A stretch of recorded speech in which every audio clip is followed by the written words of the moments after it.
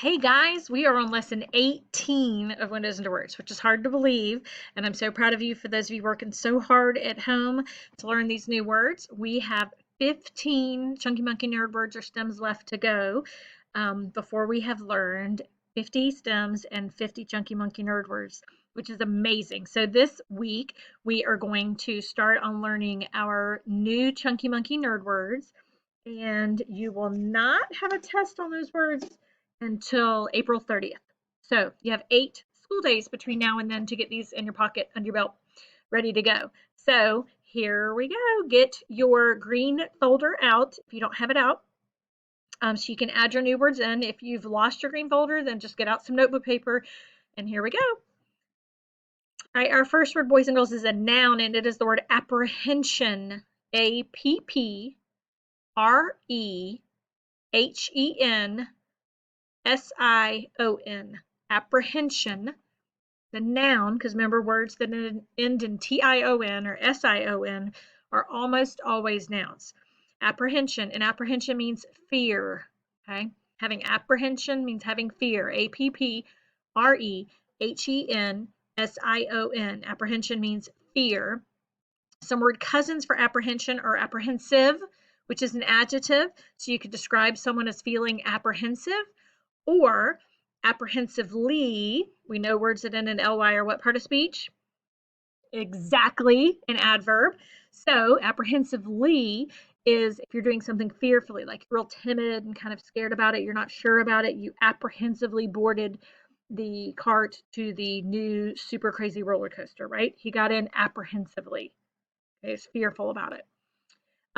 So in Chamber of Secrets by J.K. Rowling, she said, "You'd be surprised," said Ron, who was looking apprehensively at the book, right? Apprehensively at the book. Make a apprehensive face right now for me. Good job, right? It's fear. Apprehension is fear.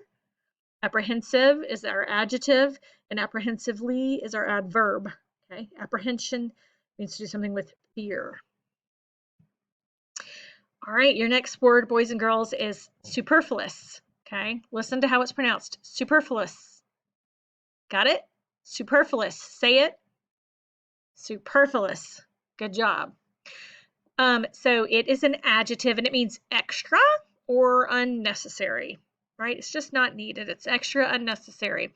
So if we look here, we have superfluous, kind of looks like the word superflow. Whenever the flow is super, it can become excessive, right? And we look at this cartoon over here, see who can get this. It's kind of a funny joke here. It says, what's the opposite of superfluous? The other pigeon answers, necessary, reasonable, important, useful, basic, essential, deficient. I can't even read that word. Needed, inadequate, right? So he gave a superfluous list of words that are the opposite or an antonym for the word superfluous, right? Instead of just giving one antonym, he gave a whole list. So superfluous means extra or unnecessary. It's just not needed. Superfluous. Got it? All right, our next word, boys and girls, is tangible. Tangible. Tangible is an adjective, and it means touchable, right? Tangible means touchable. Our word cousin for that would be intangible, which is the antonym, meaning that it's not touchable, right? So let's think about some of these things. If something is tangible, you can touch it, right? My cell phone is tangible, right? But hope, right? You can't touch hope, you can't grab it, right? So tangible is something that's touchable, that you can use feeling your five senses, and intangible is something that you cannot feel, cannot physically touch. Okay? Now, to be clear here, sometimes people will talk about the apprehension in the room was tangible. Now, can you actually touch apprehension? You can't. But sometimes, if everybody is super fearful, they're very apprehensive, it's like you can feel it, right? So people might be speaking figuratively, saying that they could tangibly touch the fear, right? But you can't actually, right? So then they're speaking figuratively, which is confusing. But you know, writers, they're crazy sometimes. So tangible means touchable. Okay, you can feel it. All right, boys and girls, our next word is lurid. Lurid, L-U-R-I-D, lurid. And lurid means sensational. And it can be used in a couple ways. It can be used to describe something that's like really almost over the top. It's sensational. So here are some examples of it used in Order of the Phoenix from J.K. Rowling, and then I'm going to talk to you about another way that we can use the word lurid.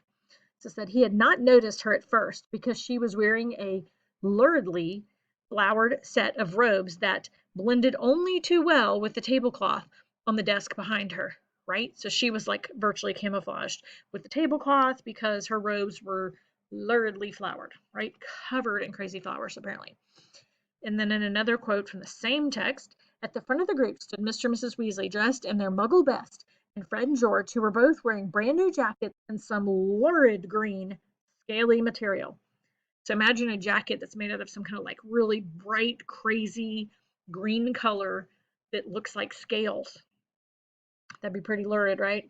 So that's one way we can use lurid to describe something visual. Sometimes people will talk about gossip as being lurid, right? If someone tells you something that's just crazy and doesn't even make sense and it sounds super out of character for that person, one, you should turn around and walk away and tell that person who's telling you that you don't have anything to do with that drama. But you could describe that gossip, that story as lurid, right? It was just ridiculous, okay? Too sensational, right? So lurid is an adjective that means sensational. Boys and girls, our last chunky nerd word for this week is the word pervade, P-E-R-V-A-D-E. And pervade is a verb that means to spread throughout. Pervade, to spread throughout. Its word cousin is pervasive, P-E-R-V-A-S-I-V-E, pervasive. So in Peter Pan, James and Barry wrote, a deathly silence pervaded the island, right? It kind of just spread throughout. This is very, very quiet. Sometimes people will talk about a weed or something that's invasive as pervading throughout their garden.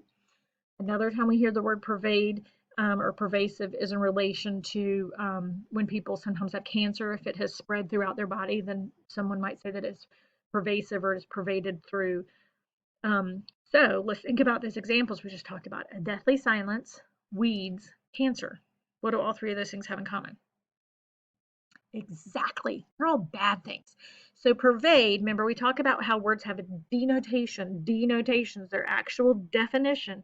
And then words have a connotation, which is that soft, fuzzy, gray kind of area, right? So the definition of pervade is to spread throughout. And it could be anything that's spread throughout.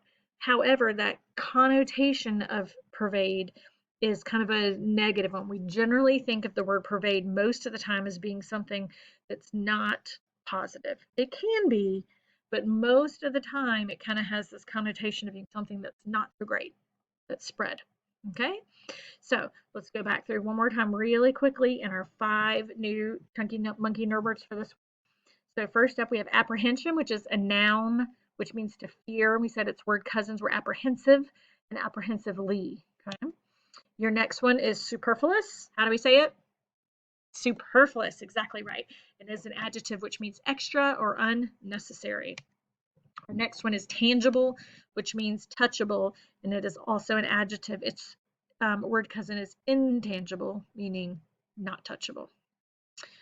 Our next one is lurid, which we said meant sensational, and it was an adjective as well. And we talked about we could use it to describe the look of something, or we could talk about something that's just so unbelievable. It's just sensational. It's just out there kind of to cause problems. And then the last one we talked about was a verb pervade, meaning to spread throughout, or we could say pervasive and as an adjective. And we talked about the connotation there of that word as well. So your drop it at dinner challenge for tonight is I want you to try to use the word apprehension or apprehensive or apprehensively tonight at dinner or this evening with your family. If you don't speak English during dinner with your family, then kudos to you. That's amazing. Then see if you can find out how you would say this word in your the language that your family speaks at home. Boys and girls, I miss you so much. I'm so proud of you. I'm excited that you're learning these words and that you'll have them in your pocket and your vocabulary, make you a better communicator and to help you understand others. Y'all have a great day, guys. Love you.